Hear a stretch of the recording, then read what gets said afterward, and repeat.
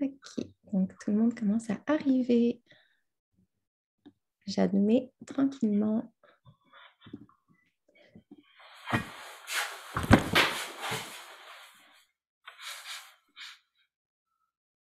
Bonjour, bonjour. Bonjour tout le monde. Allô tout le monde! Ah, c'est drôle, on dirait que je peux pas voir les participants. Galerie. Ah oui, ça marche. Ok, Tu c'est vois? bon. Bonjour, bonjour. Bonjour. Je prends un moment pour accueillir toutes les belles personnes qui se joignent. Donc, ça va être le moment technique. c'est ça. Ah, c'est le fun, vous êtes avec vos bébés. Moi aussi, ma petite fille, elle va s'en emmener. Ah, c'est parfait. C'est beau, on voit des visages connus. Mhm. Allô Sandra, allô Isabelle, Elodie, Dominique, Nathalie, Allô? Gabrielle, Laurence, Noémie, Jeanne, Annick. Ah, Dominique, allô! Je sais pas si j'ai pu. Ah, Claire aussi, Anne-Edith. Ah, c'est bon. Ah. Ben, c'est... Marie-Hélène, ça fait longtemps. Karine, Jennifer, Véro. Bon, il y a des Julie. belles surprises. Ouais. Connues. Hmm. Bon. Donc là, ce que je vais faire pour faciliter les choses, c'est que je vais ouvrir, désactiver la salle d'attente. Les Ouais. gens Ah continuent ouais. d'arriver tranquillement. Bienvenue à celles qui sont là. Je reconnais des visages et puis il y a des visages que je découvre, mais dont je connais le nom. Alors c'est super. Ouais, c'est super qu'on soit tout ensemble ce midi. Donc un autre petit instant Ah, ça technique. faisait longtemps que je n'avais pas fait de live en plus. Ah, c'est le fun. Oui, c'est tellement tout le temps Ah, très riche en fait. Et puis, ouais, on est de se sentir connecté, même si on est loin. J'adore ça. exactement. Exactement. Bon. Donc, je vais commencer tranquillement, le temps que tout le monde arrive, déjà par me présenter, par présenter ces deux belles âmes que vous connaissez déjà probablement si vous êtes là aujourd'hui ou que vous connaissez un petit peu. Fait que rebonjour à toutes. Je n'ai pas vu d'hommes aujourd'hui, donc je dis toutes. Je suis vraiment contente de vous voir ou de vous revoir. C'est un peu des retrouvailles pour les rendez-vous mensuels gratuits parce que j'avais fait une petite pause cet été et que c'est un bonheur de vous retrouver. Puis en même temps, comme je le partageais à Joanie puis à Marie-Ève, il y a comme cette petite fébrilité qui m'habite en ce moment, mais je l'accueille puis je la nomme au début, comme ça, elle ne me parasite pas pendant toute la rencontre. Puis, pour ceux qui ne me connaissent pas ou qui me connaissent peu, je m'appelle Sophia Oukas. J'ai toujours du mal à me définir sans définir tous les chapeaux que je porte. Alors, c'est ça. Donc, je suis une humaine qui est passionnée des humains, qui est passionnée des échanges aussi. Puis, c'est paradoxal parce que je suis vraiment introvertie dans l'âme, mais en même temps, je me nourris des échanges, de cette co-création-là. Et puis, je suis aussi maman de deux petits garçons, dont un peut-être fera apparition dans notre échange d'aujourd'hui. Et je suis aussi la fondatrice de l'entreprise So & Co qui existe depuis un peu plus d'1 an maintenant et que j'ai fondée avec le cœur pour accompagner des humains, des entrepreneurs, des futurs entrepreneurs, parfois même des gestionnaires à justement créer, cultiver des entreprises qui sont conscientes et qui sont finalement qui initient un changement dans le monde, à la fois dans le monde et dans leur monde aussi, parce que le principe de base, c'est de commencer par nous-mêmes, par notre cohérence, et puis ensuite que ça rejaillisse sur le monde. Donc So & Co, c'est ça, c'est cette idée, cette conviction que ça commence par nous et que ça rejaillit, que ça se propage par notre posture intérieure, comme j'aime le dire. Et puis, il y a aussi au-delà de tout ça, cette grande vision, ensemble, construisons demain, ensemble, co-créons demain, qui fait que les rendez-vous mensuels gratuits ont pris naissance mais il y a presque 1 an, en fait. qu'ils ont pris naissance. Puis l'idée, c'est vraiment aussi que c'est ensemble qu'on est capable de co-créer le changement en échangeant, en s'inspirant, en s'élevant aussi, puis en le faisant justement sans tabou dans notre authenticité, notre unicité. Alors voilà, donc aujourd'hui, la magie opère parce qu'après presque un an de rendez-vous mensuels, j'ai enfin osé proposer à Marie-Ève et à Joanie de se joindre à ces rendez-vous-là parce qu'elles m'inspirent grandement depuis le tout début. Puis ouais, on dirait que j'ai comme un coup d'émotion qui monte. Et le timing est bon, hein? Il faut faire confiance au timing divin. Oui, Marie, je pense qu'on a reporté quoi? 3, 4, 5 fois la date qu'on voulait faire la formation juste parce que c'était pas dans le flow encore. Donc, tu vois, tout est parfait. c'est vraiment parfait. Puis c'est vraiment ça, en fait. Vous aviez parlé à un moment donné de la formation leadership intérieur, puis ça résonnait tellement en moi. Puis je trouvais que c'était le timing parfait pour oser. Donc voilà, donc on a Joanie qui œuvre depuis tellement d'années déjà pour changer le monde, un humain, une conscience à la fois, au travers des conférences, des reportages. Et on a Marie-Ève qui, elle aussi, œuvre dans les milieux de travail pour amener justement plus de bien-être, de présence au travail, qui amène aussi ce soin de notre posture intérieure au travers tous les leaders de méditation qu'elle a formés au fil des ans. Donc, deux humaines qui changent le monde par leur posture intérieure d'abord et ensuite par tous les beaux enseignements qu'elles nous transmettent.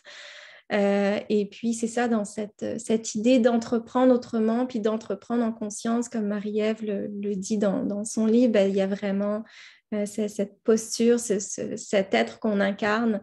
Fait que voilà, donc on va parler de ça, de leadership intérieur, pour faire un peu une petite introduction de la belle formation qui s'en vient dans quelques jours, si je le comprends bien, puis qui débutera le 5 octobre. Puis, côté technicalité, j'ai désactivé le son de chacune, mais n'hésitez pas à lever la main si vous voulez intervenir ou laisser votre question, votre commentaire dans le chat. Puis, l'enregistrement est enregistré, donc il sera envoyé cet après-midi pour celles qui ne pourront pas rester jusqu'à la fin. Et voilà, puis on avait envie de se centrer tous ensemble avant de commencer, donc avant de poursuivre les présentations dans vos mots, les filles, Marie-Ève va nous guider au travers une petite centration tout en douceur. Je pense qu'on en a toutes besoin. Et moi, la première, je n'ai pas médité ce matin. Je n'ai pas pris le temps. Et on arrive chacun de quelque part. Je ne sais pas si vous avez ce feeling-là de se dire que on est comme, en tout cas, moi, c'est vraiment très présent en ce moment, mais on est comme tiré par la manche, à droite, à gauche, comme si la ligne du temps, c'était quelque chose d'horizontal. Puis on est encore un peu kidnappé par ce qui s'est passé dans le passé, mais en même temps, on est tiraillé par le futur. Est-ce que ça vous arrive aussi de vivre ça et de sentir que finalement, votre énergie, elle s'éparpille un peu partout? Alors, la centration que je voulais faire, c'était une centration pour déconstruire finalement cette idée linéaire du temps, puis reconquérir un espace de sérénité où on va plus voir le temps sous sa forme linéaire, mais sur sa forme verticale. Et vous ne cherchez pas à comprendre, il n'y a pas, c'est pas un cours de philo sur le temps que je vous donne. Je vous propose simplement de faire une centration pour venir reconquérir de la sérénité. Mais j'avais besoin de vous expliquer ça pour vivre l'expérience. Alors peut-être que vous allez, je n'ai pas prévu de musique pour la centration, mais j'ai un chat juste là, donc peut-être ça va être le ronron qui va venir bercer ma voix, ou peut-être pas, ça va dépendre si ça va dépendre de la force de son ronron, puis la proximité de mon micro. Alors, on va commencer tranquillement. Et ce que je vais vous proposer, c'est de prendre conscience que... Oups, il y a peut-être des micros qui ne sont pas... Donc, juste prendre conscience que vous vous êtes arrêté pour peut-être une première fois de la journée. Vous vous êtes arrêté et sentir que votre corps est présent, ou il est assis sur une chaise, sur un lit, peu importe où il est. Puis peut-être qu'en prenant conscience que votre corps est présent, Vous sentez doucement que votre esprit se rapatrie dans votre corps. Votre esprit, il est peut-être kidnappé un peu à gauche dans ce dossier que vous n'avez pas eu le temps de terminer. Il est peut-être aussi kidnappé un peu à droite dans ce que vous devez faire et qui vous tire par la manche parce que c'est urgent. Mais tout ça, ça vient pas, c'est pas possible de le régler dans l'instant présent.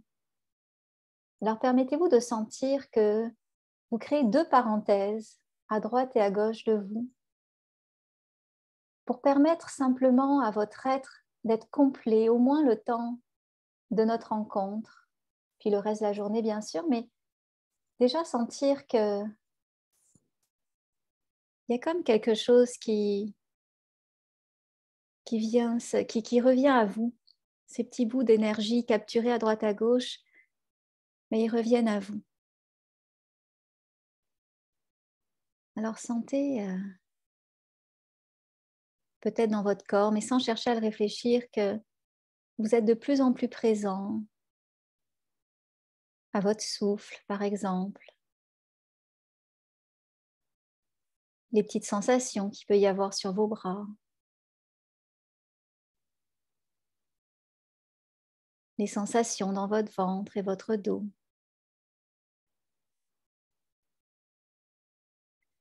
Vos jambes. Vos pieds.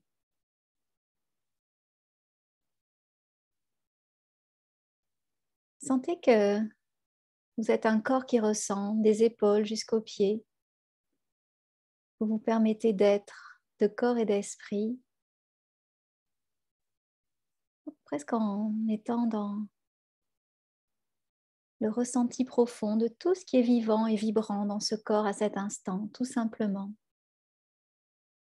sans l'intellectualiser, car dans mon image, on va potentiellement laisser la tête de côté un instant, juste le temps de reconquérir notre corps.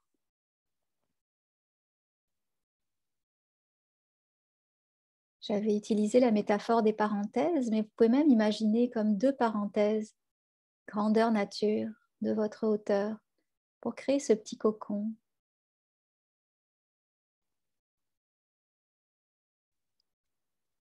Alors, prenez le temps de ressentir,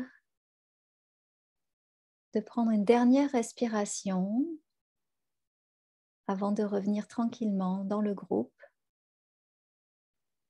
Et en réouvrant doucement les yeux, peut-être allez voir au passage si ce temps d'arrêt de même pas 2 minutes, je ne sais pas, quelques minutes en tout cas, a fait une différence ou pas dans votre énergie, dans votre concentration, dans votre bien-être.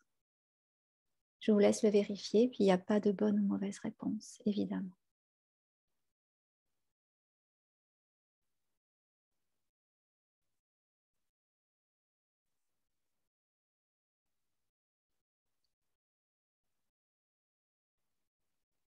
Je te laisse continuer, Sophia, si...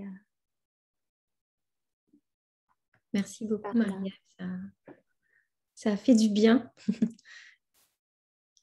Je ne sais pas justement si certaines d'entre vous voudraient nous partager dans le chat comment vous ressortez cette expérience, puis avec quoi vous arrivez aujourd'hui, quel sentiment, quelle émotion, quelle intention aussi peut-être.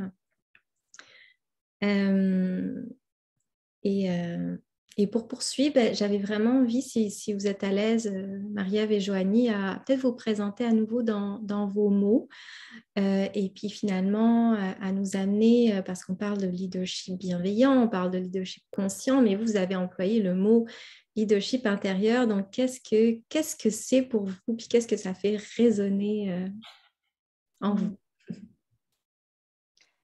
Je peux peut-être commencer.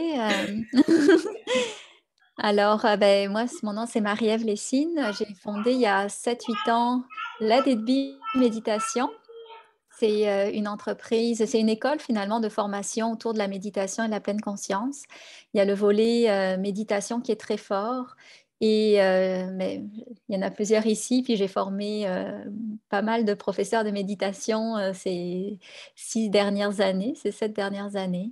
Parce que je pense qu'en fait, le futur va être de venir reconquérir l'instant présent, qui est l'instant de pouvoir, l'instant de vérité, pour retrouver ses propres repères intérieurs. Et on va faire un lien d'ailleurs avec ça par rapport au leadership intérieur, parce que notre vrai pouvoir se situe à l'intérieur. On peut s'agiter puis penser que finalement, c'est l'extérieur qui compte, alors que l'extérieur, c'est l'extension de l'intérieur et tout est une question finalement de perception. Et donc, notre vrai pouvoir ou notre super pouvoir comme humaine, ça va être d'être capable de venir reconquérir cet espace-là pour pouvoir non seulement montrer l'exemple, mais pouvoir changer sa vie. Et donc, dans l'aide Be, c'est l'idée de former en méditation, parce que la méditation, c'est l'entraînement ultime pour pouvoir reconquérir son monde intérieur, mais c'est aussi, comme on va le voir dans le leadership intérieur, avoir un apport pour montrer c'est quoi la pleine conscience appliquée. Parce que ça peut paraître flou, c'est quoi la pleine conscience, alors que la pleine conscience est très concret et appliqué au monde du leadership, ça va ressembler à la formation qu'on va donner. On va vous en parler, surtout on va vous donner des clés concrètes pour vous aujourd'hui. Donc voilà. Puis comme disait Sophia, j'ai écrit le livre Entreprendre en conscience. C'est un livre qui a voulu sortir de moi. En peu de temps, il fallait que je le sorte. Donc je l'ai écrit. Puis c'est pas un livre, c'est vraiment un guide dans lequel on vient piocher pour pouvoir avoir des réponses à la problématique qu'on vit sur le moment. Alors je m'arrêterai là. Je ne parlerai pas plus de leadership intérieur. Je vais laisser ma collègue Joanie se présenter. Merci Marie, puis merci en passant pour la tellement belle méditation. J'avais jamais médité comme ça entre des parenthèses.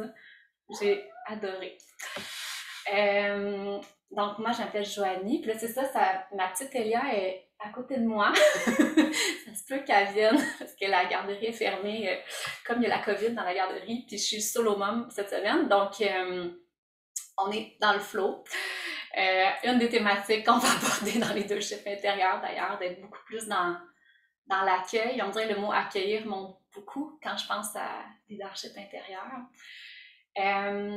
Puis pour parler de Pastel Fluo, de moi, dans le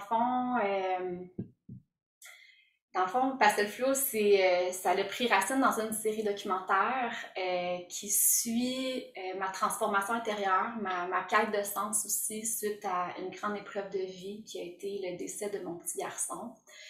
Et cette épreuve-là a vraiment tout chamboulé dans ma vie. Dans ma vingtaine, j'étais productrice en télé, en pub, ça allait vraiment vite. Je suis de nature très intense et passionnée et travaillante, fait que je donnais vraiment tout au travail. Puis, comme tout au long de ma vingtaine, c'était comme si plus que les années avançaient, plus que je sentais que c'était de moins en moins juste, ce rythme-là. Puis en même temps, je vous dirais que j'étais tellement pris là-dedans. Puis mon entourage professionnel était pris dans ce tourbillon-là aussi, fait que j'arrivais pas à faire... j'attendais peut-être la petite Elia en arrière. J'arrivais pas à... C'est comme si je ressentais que j'arrêtais pas de me dire, il me semble que je suis pas venue sur la terre pour ça. Il me semble qu'il y a quelque chose de pas juste, mais j'arrivais pas à faire le saut. C'est vraiment quand mon fils est décédé, j'avais 30 ans, je pense que aussi, tu sais, il y avait comme, je sais pas, une nouvelle décennie... que là, je me suis vraiment dit, OK, mais comment est-ce que je peux prendre tout ce que j'ai appris dans les dernières années en production vidéo, puis comment est-ce que je peux le mettre au service? C'était comme si j'avais tellement besoin d'être dans mon cœur à ce moment-là. J'avais été dans ma tête beaucoup dans toute cette vingtaine-là. Puis c'est d'ailleurs, en tout cas, je vais faire un lien après ça avec leadership intérieur, mais c'est vraiment ça. C'était comme d'équilibrer un peu plus... le cœur et la tête, tu sais, puis que chacun vienne au service de l'autre. Puis dans le fond, Pastel Fluo, ça a commencé comme ça. Je me suis dit, je vais aller à la rencontre de gens qui ont décidé qui ont vécu des grandes épreuves de vie, mais qui ont décidé à un moment donné de les transformer en force, de se transformer à travers tout ça, de voir des cadeaux cachés, de changer le monde à leur façon, à partir de ce que chacun peut faire. Moi, j'aime beaucoup la métaphore du colibri, je ne sais pas si vous la connaissez, c'est une légende autochtone qui dit qu'il y avait un grand feu de forêt et tous les animaux savaient pas trop quoi faire. Et là, le colibri a vu une petite flaque d'eau. Il a décidé d'aller chercher une goutte à la fois, de l'eau dans la flaque pour éteindre le feu. Et les animaux lui demandaient « Qu'est-ce que tu fais là? Tu vas pas éteindre le feu de la forêt avec chacune de ces gouttes d'eau-là. » Mais il a dit « Je fais ma part. » Puis pour moi, c'est vraiment, c'est comme beaucoup en lien avec la mission de Pastel Flow, c'est d'amener chacun à renaître à soi-même, puis à vraiment prendre conscience de ce qu'on porte, de notre essence. Ah ben, bonjour! C'est ça, bonjour? Non?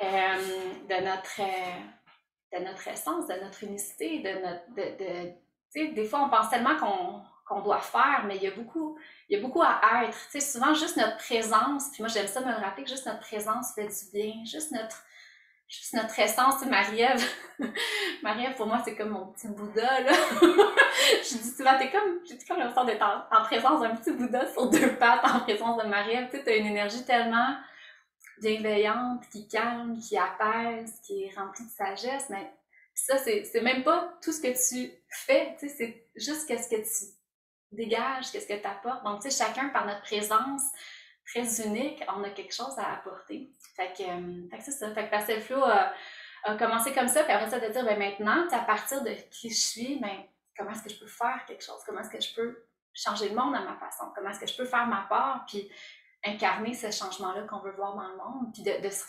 réapproprier notre pouvoir personnel aussi. Des fois, on dirait qu'en tout cas, moi, pendant longtemps, j'étais un peu comme... je voyais comme la situation de la planète, de la société, puis j'étais un peu figée, puis maintenant, je suis comme, ma seule responsabilité, c'est de faire ma part, finalement.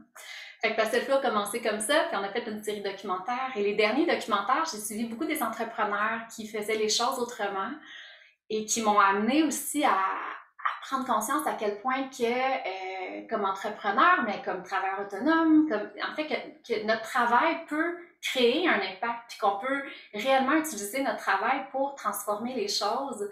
Donc, il y a cette thématique-là, tranquillement, du leadership, de l'entrepreneuriat, puis ces femmes-là, Marie-Josée Richer, peut-être que vous la connaissez, de Prana, puis Lisa Fecteau, travaillaient beaucoup avec le cœur, travaillaient beaucoup avec l'intériorité, puis je trouvais ça tellement inspirant. C'était comme si c'était ma première fois que j'entendais plus parler de comme qu'on a le droit, puis que c'est une force même d'utiliser l'intuition, puis le ressenti, puis même les tensions intérieures. C'est une des thématiques qu'on va aborder dans la formation, mais Lisa Fecteau, pour ceux qui ont peut-être vu le documentaire Se transformer l'entreprise, puis ceux qui ne l'ont pas vu, c'est tellement intéressant, mais Lisa Fecteau, dans son entreprise, puis elle a une centaine d'employés.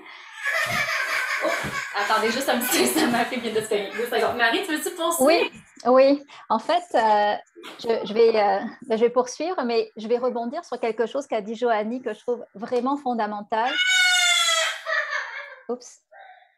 Je vais peut-être fermer son micro. Ouais. C'est vraiment fait mal. Oui. On va faire une petite pensée pour Elia. Je voudrais juste rebondir sur ce qu'a dit Joanie, parce que je voudrais que ce soit un peu votre message aujourd'hui. Elle a dit se réapproprier son pouvoir personnel.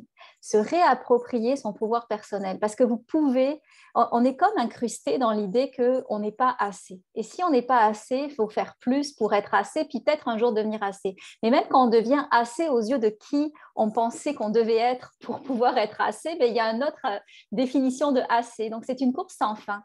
Et donc, il y a un moment où tu as envie de te dire, j'ai pas envie d'être dans cette course-là. Ce que j'ai envie, c'est de me regarder avec des yeux neufs et de me réapproprier la conscience que j'ai du pouvoir. Et ça, c'est quoi? L'autre nom de ça, ça s'appelle la confiance. Et là, peut-être que j'utilise un mot qui est galvaudé avec le temps, parce que la confiance, ça devient comme le mot passe-partout, puis on dit « Oh, je manque de confiance », etc. Je pense qu'on manque tous de confiance à un moment ou à un autre, mais il y a un moment où on doit se faire comme un état des lieux pour venir comprendre que cette confiance, elle se construit, et elle se construit à travers le fait de bien se connaître et de se célébrer. Parce que vous êtes peut-être on est tous ou on a tous été dans une posture où on va se comparer.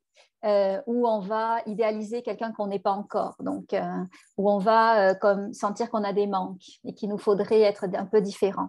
Alors que le point de départ, ça va être aussi de faire l'état des lieux et de célébrer qui l'on est.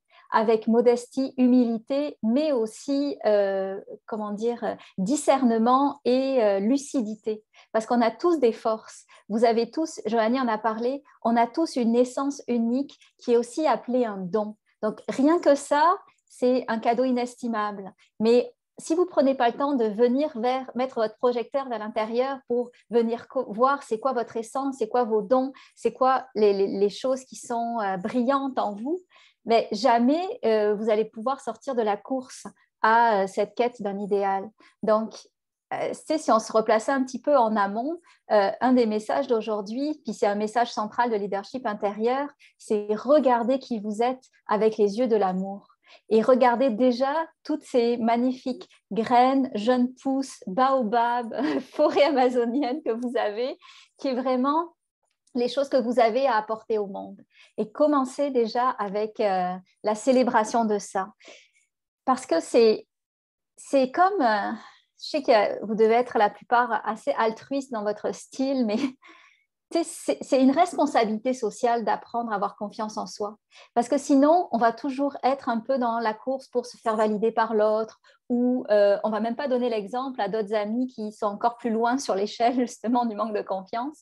Donc, ayez aujourd'hui l'empowerment de vous dire que votre confiance, elle va partir du fait que vous vous reconnectez à vous-même, que vous reconquérissez ces espaces intérieurs où il y a vos trésors, là où avant, votre regard, vous le projetiez vers vos manquements. Est-ce que vous sentez ce changement de regard que je veux vous amener à faire? Et c'est ça un peu ce qu'on a appelé leadership intérieur, c'est de venir dans cet espace-là. C'est un mot qu'on aime bien, leadership intérieur, leader intérieur, etc. Mais c'est vraiment dans l'idée d'être dans la conscience de qui on est. Et une fois qu'on fait ça, c'est un peu ce que disait Sophia tantôt, c'est comme si un mouvement naturel contaminant positivement les autres. Une fois qu'on est dans l'acceptation et l'amour, par exemple, de notre essence, on va pouvoir voir l'essence de l'autre et l'aimer. Je vais vous raconter, on était en plein là-dedans avec Joanie sur justement créer le module sur l'essence. Et ça fait 2 ans que je travaille avec la même collaboratrice, Jessica. Puis un matin, je la rencontre, mais je me branche un peu à son essence, qui est une essence de pureté ou autre. Ça a tellement changé la façon dont je transige avec elle. Bon, pas du tout au tout, mais j'avais comme envie d'en prendre soin comme si c'était un cadeau de la vie. Donc, j'étais encore plus dans la reconnaissance de cette collaboration avec qui j'ai beaucoup de plaisir, dans la reconnaissance de son unicité. Donc, c'est ce mouvement qui m'a fait prendre conscience de ma propre essence. Là, je l'ai comme pouf, répercuté sur une autre personne. Puis, il y a eu comme un mouvement qui a fait en sorte que nos relations sont devenues un petit peu plus conscientes grâce à ça. Et ça, c'est juste un exemple parmi d'autres. Mais dans tout ça, votre travail, ça va être de courageusement, en enlevant les pensées là, qui viennent vous chuchoter que « mais non, moi, je ne suis pas ça » ou « il manquerait ça, c'est sûr que je ne suis pas comme les autres » ou autre. En enlevant ces pensées-là, c'est que des pensées. C'est comme des mini-terroristes sous forme de pensées qui viennent vous dire des faussetés que vous croyez. Mais au-delà de ça, revenez à qui vous êtes. Et ça, c'est vraiment la base. J'ai envie de faire du bon, Marie. Désolée pour les petits cris. Merci d'avoir fermé mon micro. Mais j'ai envie de faire du bon, tu sais, de faire confiance aussi en cette autorité intérieure, tu sais. Puis leadership intérieur, c'est, oui, pour faire un parallèle avec le leadership au travail, mais d'abord et avant tout, le leadership, c'est d'avoir un leader intérieur à l'intérieur de nous, justement, hein, d'avoir vraiment une posture, puis d'être ancré avec qu'est-ce que je ressens, t'sais? Puis moi, ça, là, ça a tellement tout changé, autant dans ma vie personnelle qu'au travail, de vraiment me dire, OK, m'attends une minute, il y a cette situation-là, ou peu importe, mais si je prends du recul, là, puis je m'ancre dans cette posture, cette autorité intérieure, qu'est-ce que je ressens? Qu'est-ce que je ressens qui est juste pour moi, pour ma vie personnelle? Qu'est-ce que je ressens qui est juste pour telle décision que je dois prendre? Puis souvent, on n'est pas habitué. Puis c'était un peu ça aussi, le leadership intérieur, c'est comme de repenser un peu qu'est-ce que on aurait aimé apprendre. En tout cas, moi, qu'est-ce que j'aurais aimé apprendre dans mes 10 premières années que j'ai appris vraiment plus tard, finalement, puis pourtant qui m'aurait vraiment servi au travail, puis comme leader. Puis ça, de découvrir à quel point c'est une force, le ressenti, puis je trouve qu'on n'en parle pas assez, puis tu sais, oui, le leadership intérieur, pour moi, il y a quelque chose d'un peu révolutionnaire, puis très ancré dans le paradigme aussi, dans un nouveau paradigme, tu sais, on n'a plus à juste être dans notre tête ou juste être dans le faire, mais, mais oui, aussi d'être dans le faire, mais avant d'être dans le faire, puis avant de mener l'action, de prendre le temps de ressentir, tu sais, puis en tout cas, moi, tellement de fois, autant dans ma vie personnelle que dans ma vie professionnelle, tu sais, j'ai pris des décisions parce que ma tête me disait que c'était ça qu'il fallait prendre, mais intérieurement, j'avais comme, mon instinct me disait non, puis j'ai écouté ma tête au lieu d'écouter mon instinct, puis c'était pas ça, c'était pas ça qui était juste, tu sais. Puis souvent, même, tu sais, des fois, on a tendance à dire, ah non, j'ai pas le temps, supposons, de prendre du temps pour méditer ou juste comme ressentir ou prendre du recul, mais souvent, juste de prendre des fois 2 minutes pour ressentir, ça nous permet d'aller tellement plus vite, puis de prendre des décisions justement qui nous permettront d'éviter de faire des longs détours pour revenir sur un chemin plus aligné. Donc tu sais, cette autorité-là intérieure, tu sais, peut-être de juste prendre le temps de vous demander, dans ma vie là, personnelle et dans ma vie professionnelle, est-ce que je suis capable de vraiment venir m'asseoir puis ressentir qu'est-ce qui est juste, tu sais, puis d'écouter ce ressenti-là, puis de m'ancrer là-dedans, puis d'être affirmée, tu sais, d'amener l'énergie masculine dans ce ressenti-là, tu sais, de l'honorer, puis de s'asseoir dedans, c'est tellement une force, puis c'est comme, c'est pour ça qu'on a lancé cette formation-là, c'est comme de rappeler à quel point c'est un allié, que l'intuition, c'est une alliée. Tu sais, j'aime beaucoup souvent donner la citation d'Albert Einstein qui dit le mental rationnel est un... Non, attends, là, je vais tout la mélanger en plus de ça. Le mental intuitif, donc l'intelligence du cœur, l'intelligence du corps, est un don sacré, tandis que le mental rationnel, notre tête, est un serviteur fidèle. Mais on a créé une société qui honore le serviteur et qui a complètement oublié le don. Et c'est vraiment ça, c'est de ramener de l'équilibre puis de ramener la place à chacun. Puis je pense que quand on prend le temps de... Et en fait, peut-être, si tu me permets, Joanie, pour juste mettre une loupe sur ce que tu dis là, Oui. c'est qu'il y a l'idée de venir se reconnecter à son ressenti et de donner l'exemple aux autres. Et c'est comme si ça faisait tache d'huile, dans le sens où si l'autre nous voit, par exemple, même dans une réunion sérieuse, entre guillemets, ben, se dire qu'on s'arrête puis on ressent. Et on dit, attends, je vais répondre à ta question, mais d'abord, je vais juste me connecter à mon ressenti, je vais juste ressentir, laisse-moi 2 minutes. C'est comme si on créait un espace avec d'autres règles du jeu, puis qu'on montrait à l'autre que c'est possible, mais sans rien lui imposer. Et peut-être qu'après, avec des amis plus proches, on va lui dire, ben, ils arrivent, ils nous demandent un conseil en nous disant, tu ferais ça, qu'est-ce que tu en penses, etc. Dis, attends, toi, tu ressens quoi? Puis après, je vais te donner mon avis à moi. Donc, reviens, puis juste les guider. Et donc, en fait, l'idée, c'est que le leadership intérieur, on a beaucoup parlé de l'inspiration et l'expiration, dans l'idée qu'on va beaucoup s'abreuver pour nous et faire les choses pour nous et notre propre bonheur et tout ça. Mais à côté de ça, il y a l'idée qu'après, il faut redonner aux autres et montrer un exemple, parce que sinon, on a pris un peu d'avance en comprenant des choses de cet ordre-là. Ben, ça vaut le coup quand même d'aider les autres. Je ne sais pas ce que vous en pensez. Tu sais, c'est comme Joanie, chaque fois qu'elle a une bonne recette, elle me la partage. Puis moi, après, je la repartage. Donc, c'est exactement la même chose, de dire qu'il y a la permission. Oui, et aussi, comme on le fait sans être gêné. Parce qu'on peut être gêné de dire, attends, je fais appel à mon ressenti, à mes émotions dans le monde de l'entreprise, mais on le fait tellement de manière déculpabilisée qu'il n'y a même plus la place pour que quelqu'un vienne nous railler là-dedans. Ça, c'est aussi un truc, c'est que c'est assumer vraiment ce style-là pleinement pour que ça devienne la nouvelle norme. Et presque, on se dit, ben, il est en retard celui qui n'utilise pas son intuition pour venir prendre ses décisions. Alors qu'avant, c'était comme contrebalancer l'intuition, les émotions, ça n'a aucun espace dans l'entreprise. Donc, c'était juste l'inspiration et l'expiration que je voulais vraiment entériner à partir de ce que tu disais. Oui, puis c'est que aussi dans cet espace-là, il y a tellement d'informations qui sont comme pas, qu'on peut pas capter avec la tête. Tu sais, juste hier, je me suis fait approcher pour écrire un livre. Puis je sens que ça fait longtemps que je veux écrire un livre. Bon, mais je ne ressens pas que le timing est juste présentement. Puis, tu sais, juste dans mon échange avec la personne, j'étais comme, ben, ce que je ressens présentement, c'est que ça serait plus à peu près à tel mois. Mais, tu sais, puis d'utiliser beaucoup le ressenti. Ben, comme tu le dis, dans les communications, puis elle, après ça, m'a permis de me donner son ressenti, puis c'est comme si on vient capter, puis même dans le leadership intérieur, on l'a vécu, tu sais, maintenant on voulait la lancer l'automne dernier, puis non, ça flowait pas, c'était pas juste, puis de prendre, c'est comme un muscle qui se travaille aussi, là. Moi, je veux dire, pendant 10 ans, j'ai pas pantoute travaillé avec l'intuition, puis depuis Pastel Fluo, je sens que plus que je l'utilise, plus que rapidement je le sens quand c'est pas juste, tu sais, puis souvent, le timing après ça, quand on prend une décision à partir de ces informations-là, là, c'est juste au niveau, supposons, du timing, parce que ça m'est arrivé hier, mais le timing après ça, quand on a pris le temps de ressentir, souvent, le timing est comme divin, les choses coulent, ça s'aligne dans un flow. Donc, c'est vraiment, c'est comme, il y a des beaux trésors dans ce qu'on peut capter, juste en se connectant à l'intelligence du cœur, à notre corps aussi. Tu sais, des fois, on oublie qu'on habite dans un corps, puis notre corps, là, il nous dit tout de suite quand on en a...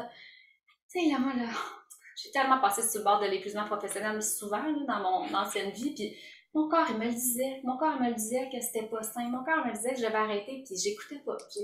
Puis, tu sais, le nombre de personnes qui ont des signaux, même, tu sais, il y en a plein qui vont développer des maladies, puis pourtant, leur corps leur avait donné plein de signaux avant. Donc, tu sais, de prendre le temps d'écouter notre corps, puis aussi d'être doux, tu sais. Le mot douceur, on dirait qu'on l'a beaucoup entendu, fait que je sais qu'il est galvaudé, mais, tu sais, d'être bienveillant, tu sais, puis c'est un bel exemple, tu sais, cette semaine, c'est ça, ma petite cocotte est avec moi, mon chum est en ressourcement 5 jours, ça donne que la garderie, il y a eu la COVID, fait que là, toute la to-do list, ben là, c'est ça, tu sais, puis on a pris le temps d'en parler ensemble, Marie-Ève et moi, parce qu'on avait comme notre échéancier, puis finalement, on s'est dit, ben, on va ajuster, on va reporter d'une semaine de plus, puis, fait que tu sais, d'intégrer aussi toute cette notion-là de bienveillance,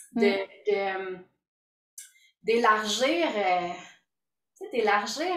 en tout cas, si je me compare, supposons, avec moi, avant, je m'étais dit que j'allais faire ça telle journée, ben là, il faut que je fasse ça telle journée, puis là, rentrer dans de la grosse résistance, puis d'être dur, tu sais, d'être dur sur mon corps, d'être dur, puis parce que je m'étais dit que c'était le 25 septembre, tu sais, tandis que de se permettre de juste comme ouvrir, je trouve que ça aussi, il y a quelque chose ancré dans un nouveau paradigme aussi du travail puis du respect de soi. Tu sais, les Autochtones me disent se respecter en premier, puis je trouve que c'est une belle clé de sagesse, tu sais, de vraiment prendre le temps d'honorer notre rythme là-dedans aussi. Tu sais. Mais ce qui aide aussi là-dedans, c'est de changer un peu sa vision de la vie. Parce qu'en fait, je reprends encore ma métaphore de la ligne de vie. C'est comme si on devait arriver quelque part et qu'il y avait des succès et des échecs. Et que si on ne prenait pas une décision, ça allait nous amener à un échec. Si on prenait la décision, même si c'était contre nature pour notre corps ou autre, c'était un succès. Alors que ça, c'est une vision très quantitative de la vie. Et le prérequis, peut-être, pour pouvoir être capable d'aller plus dans le corps, dans l'intuition, c'est de voir que c'est des expériences. Si je choisis de vivre cette expérience-là, et on vient plus dans une conception plus circulaire, je vais faire le tour de cette expérience et il y aura du bon, il y aura du moins bon, et il y aura finalement la découverte que c'était la bonne chose parce que c'est le bon timing. En tout cas, nous, on l'a beaucoup expérimenté, mais de naviguer comme si on vivait une expérience plutôt que comme si on devait arriver quelque part que quelque part s'appelait échec ou succès en fonction de ce que d'autres parfois nous ont même dit, parce que parfois, on le sait de toute façon, mais on le sait intellectuellement tout ça. Donc, tu sais, vraiment sentir que c'est des expériences qu'on fait. Moi, je me souviens quand j'ai lancé la DB en 2014, c'est comme si ma tête me disait impossible, tu sais, tu ne peux pas enseigner la méditation sans enseigner le yoga, parce qu'avant, c'était comme les deux doigts de la main. Et donc, ça ne se peut pas, etc. Et donc, j'avais une petite voix qui me disait fais confiance. Puis je voyais un escalier avec beaucoup de brouillard, mais j'avais une marche dans laquelle je pouvais monter. Donc je me suis dit, OK, au pire, je vais faire une expérience. Et en étant à l'écoute et de moi-même, donc ma petite voix qui me disait c'est possible versus ma tête qui écrasait ça en me disant ça se peut pas, et en ayant aussi à l'écoute des synchronicités qui sont chères à Jung. Je ne sais pas si vous le connaissez, c'est celui qui nous a vraiment aidé à voir qu'il n'y a pas juste le conscient dans la vie, il y a aussi l'inconscient. La vie nous parle. Puis moi, dans ces moments-là, j'avais je me réveillais tous les matins avec la musique des mamas and papas, je crois, c'est It's not time to make a change, just relax. C'est genre, fais ton truc, écoute ton cœur, c'est pas le temps d'aller t'agiter pour faire autre chose, puis fais-le. Et donc, tu sais, il y a vraiment cette idée, donc quand je reprends ma métaphore de la verticalité du temps, de récupérer vraiment cette verticalité du temps pour être branché à l'instant présent, ressentir ce qu'on veut vraiment et être à l'écoute de ces synchronicités. Mais pour faire ça, il ne faut pas chercher à être déjà quelque part. Il faut chercher à vivre les expériences, la succession d'expériences. C'est pour ça que c'est comme un prérequis à ce que tu disais de voir la vie comme une expérience et des successions d'expériences. La vie, oui, la cultiver. Oui. Moi, j'ai une question, peut-être qu'on peut ouvrir les micros, tu sais. Est-ce que vous prenez le temps de vous connecter à cette autorité intérieure, à ce leader intérieur, à ressentir avant de prendre action? Je vais fermer mon son parce que ma cocotte, elle chante des chansons. Vous pouvez peut-être ouvrir les micros. Moi, souvent, je prends le temps de le faire, mais des fois, je trouve pas ça évident après de le mettre en application parce que, tu sais, comme de me respecter moi puis d'être authentique avec moi, des fois, j'ai l'impression que ça peut déplaire à certaines personnes parce que, qui ont rapport, disons, à ça, tu sais, au sujet. Mais bon, après, en même temps, je pense que tout se dit, puis quand c'est authentique à nous, c'est la meilleure chose à faire. D'avoir l'audace de le faire. Ouais. Puis tu sais, quand tu parles en tout cas, quand on parle de notre ressenti, moi je le vis beaucoup avec mon chum, supposons des fois, si on a des, là c'est vraiment plus dans ma vie personnelle, mais tu sais, supposons qu'on a une différence dans une façon de voir les choses, mais on se parle souvent comme, OK, mais toi, comment tu le ressens ça? Puis moi, comment je le ressens? Puis je trouve déjà de parler du ressenti, on est moins dans l'accusation, on est plus comme dans, moi, je ressens ça comme ça, maintenant, qu'est-ce qu'on peut faire? Qu'est-ce qu'on peut faire pour amener de l'harmonie ou d'amener... Fait que, ouais, je pense que ça vient moins confronter juste en déposant ce qu'on ressent, puis en déposant qu'on est à l'écoute aussi du ressenti de l'autre, tu sais, comme déjà d'ouvrir la porte, puis toi, comment tu ressens ça? Autant dans nos relations personnelles qu'au travail, c'est comme si ça désamorce le côté... d'être sa défensive ou d'être... Parce que au final, OK, on veut... Ça, c'est mon besoin. Toi, c'est quoi ton besoin? Puis comment est-ce qu'on peut trouver quelque chose qui va correspondre aux besoins de chacun, tu sais? Puis... Ça parle de communication là-dedans. De dire, c'est ça, c'est que tu viens rien imposer à l'autre, mais tu viens de juste mettre devant l'autre l'explication de pourquoi tu en es arrivé peut-être à cette conclusion-là, mais sans lui dire, hey, je te pitch mes idées, etc. Non, tu les mets juste devant toi, tu es comme des petits soldats en disant, moi j'en suis arrivé là. Donc ça, c'est l'explication, c'est mon mode d'emploi. Partant de là, toi, qu'est-ce que tu en penses, sans rien imposer. Mais après, ça peut être comme c'est ça, comme une ouverture de discussion et d'écoute. Ça, c'est vraiment important. Écouter l'autre aussi, parce qu'on est parfois très campé dans nos propres besoins, donc on n'est pas dans l'écoute. Mais ça peut être une façon de venir commencer à mettre en action ce que nous chuchote notre intuition. Dans la bienveillance aussi, ça aussi, c'est une thématique qu'on va beaucoup parler, mais tu sais, la bienveillance, c'est tellement important. Et ça désamorce ça aussi. Puis j'ai envie aussi de faire du pouce en parlant des tensions intérieures, tu sais. Dans le documentaire, je pense que c'est ça que j'allais dire avant que ma fille, elle se cogne le pied. Lisa Fecteau, dans son entreprise, elle a comme tout changé son entreprise pour être en mode entreprise libérée, puis vraiment sa structure, elle est complètement horizontale, puis c'est beaucoup lié sur, en fait, chaque meeting, il y a les employés parlent de ce qu'ils ressentent comme tension. Fait que c'est vraiment, on est comme à un autre niveau, là. Puis tu sais, on parle en plus, elle, ses employés, là, c'est des employés qui sont dans une usine, tu sais, qui n'ont pas jamais été éveillés à ça, mais elle a tout inclus comme une culture, justement, de parler de ces tensions. Puis elle dit, elle va encore plus loin, elle dit, la stratégie de l'entreprise, elle est basée sur les tensions des employés. Parce qu'elle dit, si les employés apprennent à se connecter à leur tension intérieure, s'il y a quelque chose qui n'est pas bon pour l'employé intérieurement, clairement que c'est pas bon pour l'entreprise. Fait que c'est fou pareil, là, tu sais. Donc, elle amène les employés à se connecter intérieurement, ressentir les tensions, puis elle dit, c'est parfait, la tension, ça nous indique que, OK, il y a quelque chose qui doit être transformé, il y a quelque chose qui pourrait être fait d'une meilleure façon. Donc, c'est aussi de tout transformer notre regard sur les tensions intérieures, sur l'inconfort, sur les émotions inconfortables, mais faire comme, OK, attends, il y a un message là, il y a une information. Puis ça se retrouve dans le corps, ça se retrouve dans le cœur. Fait que, ouais. C'est une belle, on n'a pas appris à gérer les émotions désagréables, justement, en prenant ça comme quelque chose, comme presque une maladie à guérir, plutôt que de voir ça comme un signal. S'il était trop confortable, on s'y habituerait. Tu sais, si les émotions désagréables, ça goûtait le chocolat, on ne serait pas en train de vouloir les changer, mais ça nous indique que quelque chose ne va pas. Donc, le travail, c'est vraiment d'y aller, de défaire le nœud, j'aime ta métaphore, Joanie, de défaire ce nœud-là pour pouvoir avancer vers quelque chose de plus satisfaisant. Ça pourrait être une question que vous vous posez. D'ailleurs, à ce moment-là, peut-être que si vous étiez dans un temps d'arrêt pour savoir c'est quoi votre tension principale, juste prendre le temps de s'asseoir avec elle et pas de venir essayer de la tasser, de venir essayer de l'oublier ou essayer de la rationaliser avec des mots, juste ne pas avoir peur d'être avec elle, juste pour faire face à ce qu'elle a à, même pas à vous dire, ce qu'elle a à vibrer.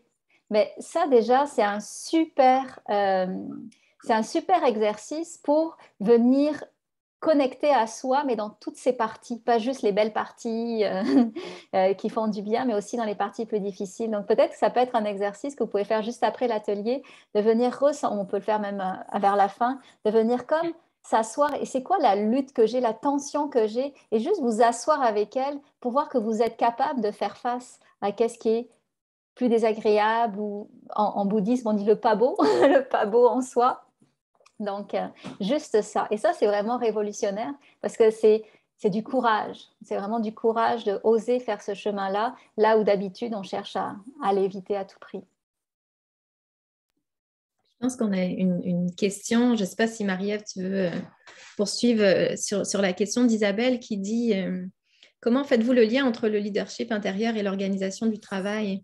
Oui, en fait, c'est clair que dans tous les modèles de management, ce qu'on voit, c'est qu'il y a beaucoup de choses qui doivent partir souvent, c'est donner le ton par la direction, puis on parle beaucoup de culture d'entreprise. Donc, l'idée, c'est que plus ça va être des personnes qui vont être, par exemple, à la tête d'une équipe ou des personnes qui vont avoir un leadership naturel ou à la tête d'une organisation, qui vont donner le ton par rapport, ou qui vont donner la permission par rapport à toute cette nouvelle façon d'être par rapport à soi, par rapport à son leadership, par rapport au travail sur soi, plus ça va donner le ton aux autres. Donc, il y a vraiment, on ne refera pas les théories, les bonnes vieilles théories de management pour ça, c'est qu'il y a comme une contamination qui fait que la culture d'entreprise est beaucoup dictée par la haute direction. Donc, il y a comme quelque chose qui vient, s'infiltrer après dans les équipes, dans les autres services ou autres. On l'a vu avec Lisa Fecteau, qui est quand même dans le documentaire de Pastel Fluo, qui est vraiment dans la quintessence de ce que peut être une entreprise avec une organisation du travail transformée. Donc, il y a l'idée que à la base, c'est sûr que une entreprise peut pas être plus consciente que la conscience de ses leaders en haut, généralement, mais ça n'empêche pas que, vous vous souvenez d'Astérix, n'est-ce pas, hein? Astérix, la France, la Gaule, puis le village gaulois qui résiste. Donc, ça n'empêche pas qu'au milieu d'une entreprise avec une organisation du travail X et pas forcément consciente, on puisse avoir peut-être un gestionnaire ou un groupe de personnes qui viennent comme s'auto-influencer pour faire changer un petit peu les choses à ce moment-là. Donc, je ne sais pas si Isabelle, c'est vraiment avec cet ascendant-là que tu parlais de l'organisation du travail. Je te parle beaucoup de niveau de conscience ou autre. Ouais. Mais préciser peut-être ta question si ce n'est pas à ce niveau-là. Mais... Non, mais en fait, ce que je comprends, c'est que, mais merci en tout cas pour tout le webinaire, pour toutes les informations que vous transmettez, mais aussi, c'est parce que c'est un sujet qui me préoccupe particulièrement. Tu le sais, hein, Marie-Ève, mais c'est ça, je vois que c'est beaucoup, dans le fond, dans votre approche, dans la perspective que vous prenez, c'est beaucoup à travers l'individu. Donc, chaque personne porte en elle ce potentiel, cette capacité-là. Et donc, c'est par les personnes clés qui travaillent sur eux-mêmes.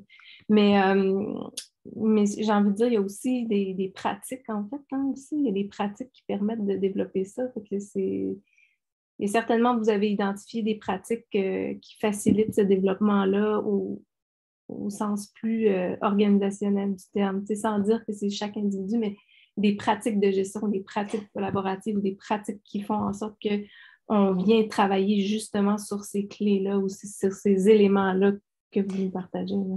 Ben, oui, mais ça reste quand même le prérequis. Tu sais, quand tu parles de... Parce que nous, ce qu'on travaille au final, c'est les compétences verticales, c'est-à-dire ces compétences qui sont à la base. Donc, tu sais, comme par exemple, dans notre modèle, on est beaucoup dans l'idée de redonner.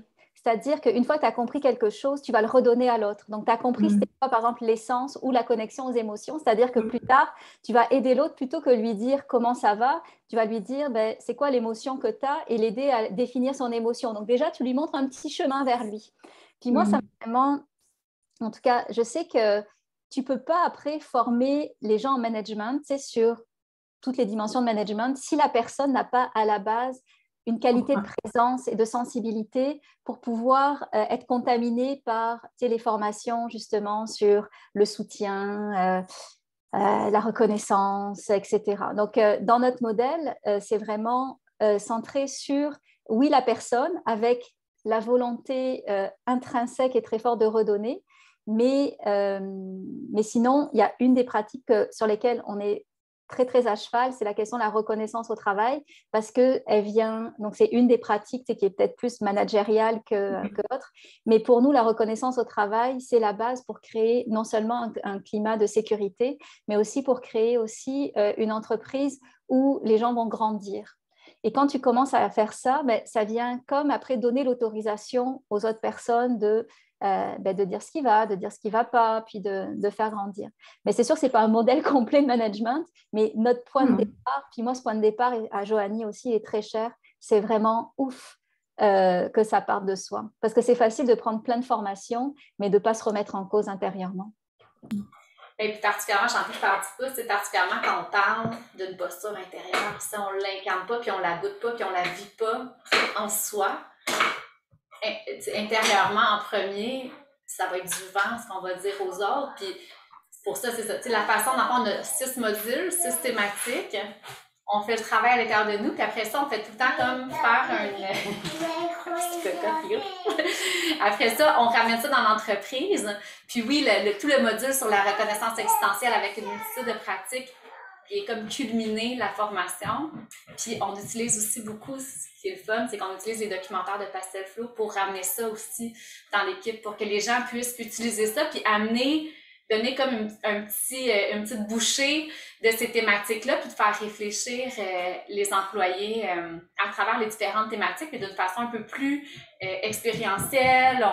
Fait qu'on a comme monté 2 ateliers, dans le fond, avec les 2 derniers documentaires de Pastel Flow qui viennent regrouper plein de thématiques qu'on voit pour justement amener ça à l'équipe, puis déjà commencer une réflexion, des façons d'être, des façons de faire différentes.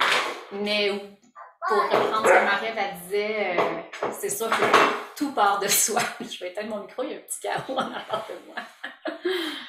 Mais c'est ça, c'est comme un changement de culture, puis c'est ça, c'était notre approche. Mais je sais qu'on aurait des belles heures de discussion ensemble là-dessus. On s'en reparle. Ah, vraiment. OK, merci.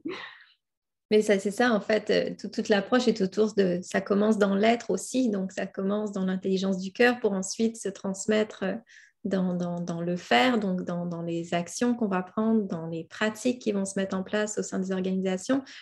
Et je trouvais ça aussi très riche de ramener ce point de vue-là, parce qu'effectivement, si on parle de leadership conscient, parfois, on va beaucoup parler des pratiques. OK, comment je mets ça en pratique? Qu'est-ce que je peux faire comme type de rendez-vous avec mes équipes, de rencontres, comment j'anime les rencontres, mais des fois, notre simple posture intérieure, puis ce qu'on dégage au travers ça, va amener encore plus, va donner l'exemple, va inspirer, va rayonner sur les personnes et leur donner la permission, un peu comme on se disait tantôt. Toi, Joanie, tu arrives avec ta petite cocotte, tu donnes la permission à quelqu'un d'arriver avec son enfant. On donne des permissions, puis c'est riche. Puis je pense qu'il y a Anne-Édith, oui, qui t'avait une question tantôt, je ne te retrouvais plus. Mais je crois que tu as vraiment envie de rebondir. Bien, en fait, la question que j'ai, c'est par rapport à, tu sais, on est tous différents. Tu sais, vous parliez de l'importance d'aller en soi, de confronter nos peurs ou juste de vivre avec nos peurs, puis d'aller dans des zones comme moins le fun. Puis moi, j'ai fait ce travail-là, tu sais, il y a quand même plusieurs années, mais les premières fois que j'ai fait ce travail-là, c'était vraiment pas facile. Puis ça prend beaucoup de pratique. C'est comme commencer un nouveau travail ou c'est comme commencer une nouvelle passion. Puis, à travers les années, c'est beaucoup plus facile d'aller à l'intérieur de moi, mais ces zones-là, c'est pas tout le monde qui est à l'aise avec ça. Puis, quand on se retrouve dans des milieux de travail, ben c'est chacun porte son histoire, chacun porte ses différentes couches aussi de où il est à l'aise d'aller, où il n'est pas à l'aise d'aller. Fait que c'est difficile des fois de partager ces expériences-là avec une équipe de travail ou avec... puis, tu sais, j'avais une discussion avec mon mentor récemment qui me disait à quel point il n'était pas capable de méditer. Puis, en fait, c'est qu'il va à la chasse à toutes les années. Puis là, c'est drôle parce que j'ai mon chandail Passion Chasse sur le dos. Mais tu sais, puis là, je disais, mais quand tu es dans le bois, tu médites, c'est une forme de méditation, mais lui ne faisait pas ces liens-là nécessairement. Puis je trouvais ça super intéressant de voir que c'est ça, à travers chaque expérience. Puis la question que je me posais, c'est dans une équipe où chaque personne arrive avec son propre bagage, ses propres peurs, ses propres limitations aussi, parce que c'est pas facile d'aller à la rencontre de soi puis à la rencontre de ses émotions. Comment on fait pour justement instaurer un espèce de climat de sécurité, mais en même temps en respectant les limites de chacun aussi là-dedans, tu sais? Parce que oui, c'est difficile de faire évoluer les équipes où on veut les faire évoluer quand on a chacun un bagage différent puis des craintes différentes aussi, tu sais. C'est sûr, mais dans ce que tu dis, tu l'as nommé, c'est qu'il faut déjà avoir fait le chemin soi-même. Et quand tu fais le chemin toi-même, c'est comme si ces questions-là, elles sont plus en déni pour toi.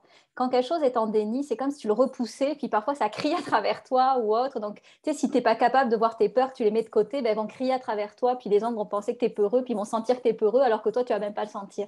Mais si tu te réappropries finalement ton chemin et que tu es capable de ressentir ça, mais après, tu es à l'aise. Et quand tu es à l'aise, ben, tu es capable de mettre des petits mots dessus qui va faire que tu vas partager ton expérience, qui va résonner. Parce que c'est comme si, dans ce que tu disais, c'est comme si il ne faut pas en parler de certaines choses, les gens ne sont pas prêts ou autre. Moi, avant de dire... C'est plus dans l'idée de respecter les gens qui ne veulent pas nécessairement aller dans certains endroits parce qu'ils ne sont pas prêts. Fait que, il faut respecter le rythme. Mettons, comme employé, moi, je suis entrepreneur. Puis, tu sais, je n'ai pas nécessairement d'employés, mais j'ai plusieurs personnes qui travaillent avec moi, puis qui collaborent avec moi. Puis, c'est juste que, tu sais, moi, je suis dans une ouverture, puis je suis passionnée, puis je suis hyper ouverte. Puis, tu sais, je l'ai fait le travail. Tu sais, j'en ai fait beaucoup de travail sur moi, puis j'en fais encore. Puis, tu sais, pour moi, c'est important. Fait que moi, j'ai une certaine ouverture, puis j'ai pratiqué un peu plus que certaines autres personnes. Puis en même temps, je n'ai pas envie de brusquer certaines autres personnes à aller dans des zones où ils ne sont pas confortables, puis je ne veux pas non plus les bousculer là-dedans. Mais tu sais, comment justement instaurer une espèce de climat de confiance, puis de dire comme, hey, c'est possible d'aller là, tu sais, puis c'est correct, tu sais. Mais je trouve que des fois, ça peut prendre du temps. Je trouve que l'approche est vraiment inspirante puis est vraiment trippante. Puis si chacun un peu faisait son petit colibri, comme tu disais, Joanie, cette légende-là résonne beaucoup en moi aussi. Mais je me disais, oui, mais si les gens sont juste, ils n'ont pas assez pratiqué ou ne sont pas assez connectés à eux, c'est comme, est-ce que c'est à nous de leur montrer? Tu sais, je veux dire, je suis qui, moi, pour faire ça? Dans le fond, il faut qu'ils prennent conscience eux-mêmes, tu sais, de faire ce travail-là. Mais c'est comme pas évident parce qu'on est dans une société où on n'est pas tous, pas qu'on est, on est tous égaux, mais on n'est pas tous à la même place, au même endroit. Oui, mais toi, tu peux justement, mais je pense que tu le fais déjà, exprimer ton bout de chemin à toi. Et en l'exprimant, tu ne viens rien bousculer parce que tu le portes avec conscience. Et tu n'es pas en train de le pousser à l'autre en disant c'est la bonne chose à faire. Mais par exemple, tu dis, ben, moi, il y a quelques années, j'avais beaucoup de peur. Puis, tu sais, ça m'a pris peut-être, je ne sais pas, de la psychothérapie, ou ça m'a pris de la méditation, ou ça m'a pris beaucoup d'heures dans la forêt toute seule pour aller à la rencontre de ces peurs. Puis maintenant que je suis à la rencontre, oh là là, c'est beaucoup plus, c'est contre-intuitif ce que j'ai là, mais ça va beaucoup mieux. Et tu sais, tu mets comme le champ de ton possible à toi, mais sans pousser à l'autre. Et le mieux, c'est toujours c'est de toujours de donner envie, mais sans imposer, parce que les conseils, c'est tellement facile à donner. Et dans ce cas-là, tu viens comme presque te donner l'auto-reconnaissance en donnant un conseil. Alors qu'au final, ce qu'il y a à faire, c'est simplement assumer et resplendir ce que tu fais. Il faut pas que tu cherches à voir mesurer le chemin parcouru par les autres, parce que combien de personnes ont dû te dire hey, tu m'as dit ça en 87, je trahis peut-être mon âge, tu m'as dit ça en 97, et regarde comment ça m'a fait faire du chemin. On ne sait pas l'impact qu'on a. Mais voilà, et c'est vrai que c'est personnel, ça s'appelle leadership intérieur, mais il y a un moment où tu vas pouvoir aider les autres, puis il y a d'autres moments où tu vas aussi attirer les autres qui te ressemblent. Et donc, ça va être aussi à ce niveau-là. Je ne sais pas, ça répond que très partiellement à ta question qui était riche, mais ce que je veux te dire, c'est non, on n'a pas à bousculer l'autre, mais parfois, ne pas le bousculer, c'est lui dire, si tu me permets, juste lui dire juste lui dire, le reconnaître dans ce qu'il est, lui dire que... lui dire le beau que tu vois en lui ou autre. De laisser de la place à ça, finalement. Oui, puis là, tu vas être dans les leadership intérieur, mais sans l'obliger à aller dans des zones plus dark ou autres. Mais ouais, c'était très, très riche ta question. La réponse aussi était riche, là, mais merci. Merci. C'est s'enlever, je pense, la pression de convaincre le monde. De convaincre, ça ne va jamais changer rien. Puis, tu vois, il y a une phrase que je répète tout le temps à mes amis, à mon fils. Ma vérité n'est pas la vérité, tu sais. Puis, quand on pousse, ça fait souvent l'effet contraire. Les gens, ça crée un fossé encore plus. Mais tandis que juste de l'incarner, tu sais, juste de déposer cette phrase-là, toi, comment tu ressens ça? Tu sais, là, déjà, tu l'amènes dans un autre espace. Là, t'es pas en train d'y parler. Ton émotion, elle te dit quoi? Mais tu sais, juste, tu ressens ça comment? Hein? On dirait que je sens qu'il y a quelque chose qui est pas dans le flow. Tu sais, d'adapter nos paroles. Puis, mais c'est ça.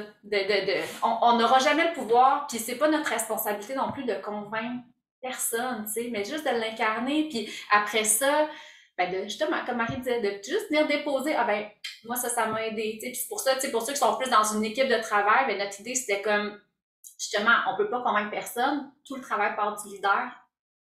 Comme du leader, de la personne qui va avoir la formation.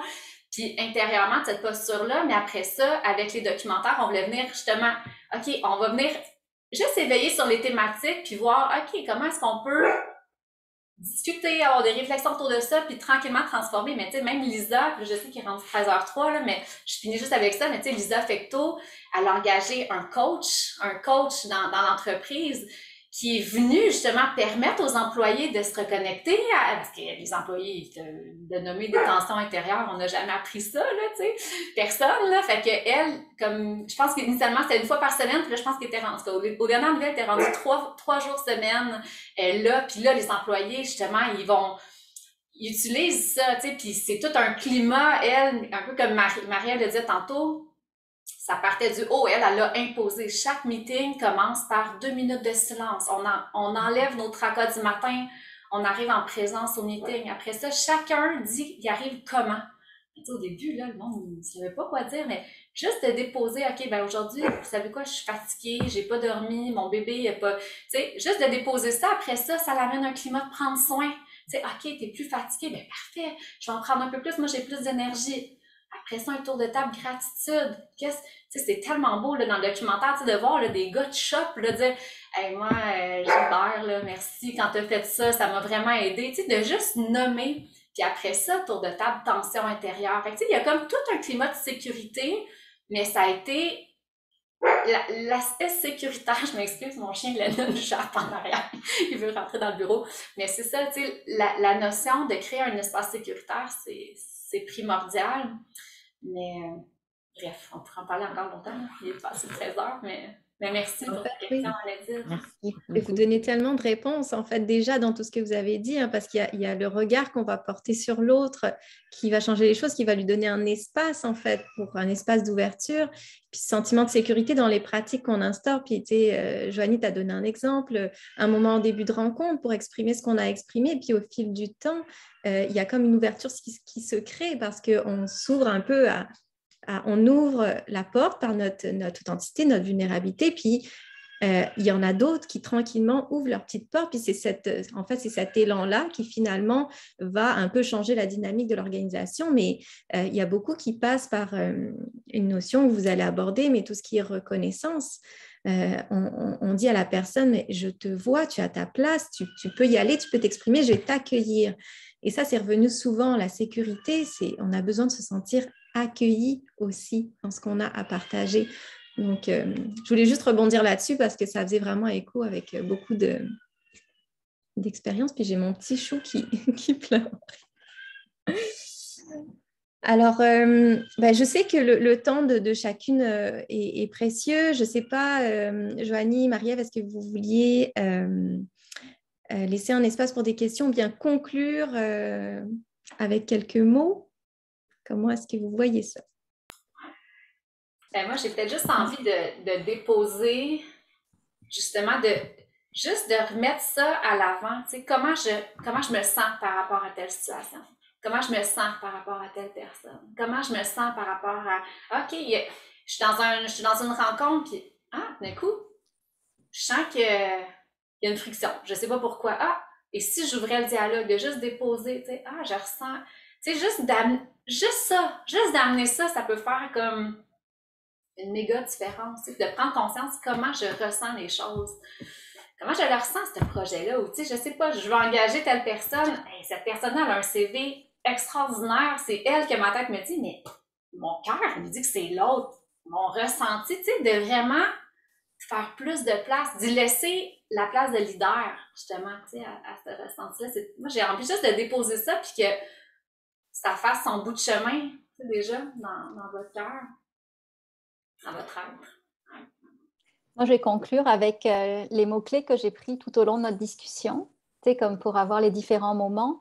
C'est vraiment l'idée de se reconnaître dans sa beauté.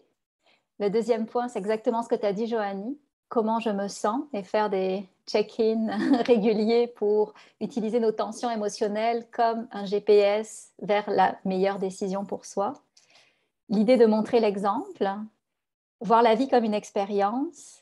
Puis j'ai adoré ta phrase aussi, connaître sa vérité, finalement. Ne pas l'imposer à l'autre, mais au moins la connaître et l'assumer. Parce que c'est la somme de qui on est, cette vérité-là. Donc, on ne l'impose pas, l'autre a sa vérité, mais on a quand même la nôtre. Donc, c'était ces mots-clés-là qui... Et d'accueillir la vérité de l'autre, même si c'est et pas... Oui. C'est beau. Ça conclut ça en toute beauté. Merci, merci infiniment pour ce partage qui était riche, qui était magique, puis qui nous ramène un petit peu à notre essentiel, à chacun. Enfin, je l'espère, en tout cas, je le souhaite. Alors, c'est ça, Faire confiance aussi. Faire confiance en ce ressenti-là. C'est sûr. Parce que si on se fait confiance, on est capable aussi de faire plus confiance à l'autre. On revient à l'idée que ça commence par nous. Puis, ouais. Moi, j'ai rien d'autre à ajouter. D'avoir ouvert l'espace aussi pour en parler. Oui. De se rassembler. Là. C'est ça faisait longtemps que je n'avais pas fait de rencontre Zoom comme ça. Puis, c'est tellement... J'aime ça. Merci d'avoir accepté d'être dans cet espace. Puis, je vous dis à tout bientôt pour les prochains rendez-vous. Et puis, Joanie, Marie-Ève, merci encore infiniment du fond du cœur. Je vais partager, si vous le souhaitez, en fait, les informations sur le programme de leadership intérieur. Dans le courriel, le lien de rediffusion va aussi partir. Voilà, je nous souhaite à toutes. Merci à chacune pour votre présence. C'est aussi nourrissant pour nous. Hein. Vraiment. C'est ça qui est beau aussi de ce nouveau paradigme du travail, c'est que tu donnes, tu reçois, ça nourrit de part et d'autre. Merci. Merci beaucoup. Oui, merci à toutes. Bye. Bye. Merci, bye bye.